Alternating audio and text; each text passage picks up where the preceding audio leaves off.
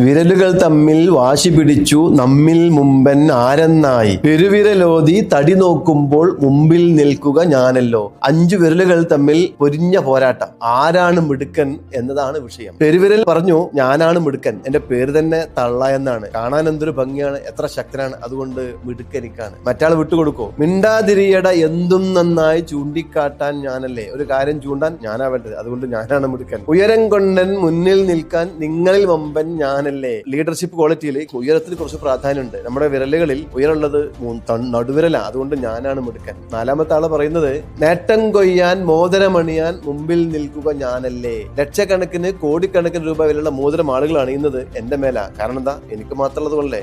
ഒരു സാധുണ്ടായിരുന്നു, പാവം, വലുപ്പമില്ല, മിടുക്കില്ല, ശക്തിയില്ല, എന്തു പറയും. പക്ഷേ കവി മനോഹരമായി ഇങ്ങനെയാ പറയുന്നത്, എല്ലാ പേരും കൈകൂപ്പുമ്പോൾ മുമ്പിൽ നിൽക്കുക ഞാനല്ലോ. ദൈവത്തിന് മുന്നിൽ നിൽക്കുമ്പോൾ ഞാനാ മുന്നിൽ നിൽക്കാൻ, നിങ്ങളൊക്കെ എന്റെ പിറകിലാ. എന്തെങ്കിലും അബദ്ധം കാണിച്ചിട്ട് ആളുകൾ നിങ്ങളെ അടിക്കാൻ വരുമ്പോ സോറി എന്ന് പറഞ്ഞ് നിങ്ങളെ രക്ഷിക്കാൻ ഞാനാ മുന്നിൽ ഉണ്ടാവുക. ആരും ആരേക്കാളും ഉയരത്തിലല്ല, ആരും ആരേക്കാളും താഴ്ത്തുമല്ല.